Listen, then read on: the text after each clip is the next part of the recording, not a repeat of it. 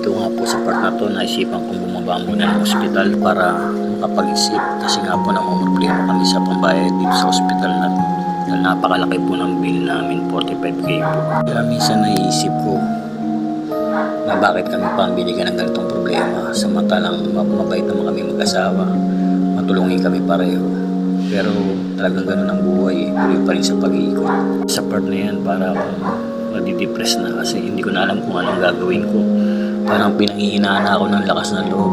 Gawa nga na yung pambayad dito sa ospital. Bila ng lahat, ang dami pa rin nagpapadala ng tulong sa aming mag-asawa. Kaya nagpapasalamat po talaga ako sa inyong lahat. Isa naiisip ko na sumuko na lang kasi dito sa Pilipinas, once na magkasakit ka, ituring mo ng patay ka. Kasi nga, mabubuhay ka nga, makakaligtas ka nga, pero papatayin ka naman sa bayarin mo pag nakalabas ka ng ospital. Minsan iniisip ko, bakit ganun ang buhay?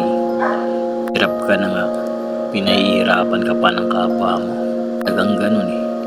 Kailangan laban lang ng laban, tuloy lang ng tuloy. Tuloy lang ang buhay. Ayan nga po, kaya nag-iisip ako dyan. Ang layo ng tingin ko. Kasi nga hindi biro yung problema kung hinaharap namin mag-asawa. Pero nagpapasalamat pa rin talaga ako dun sa mga taong tumulong sa amin. Sa mga kaibigan ko.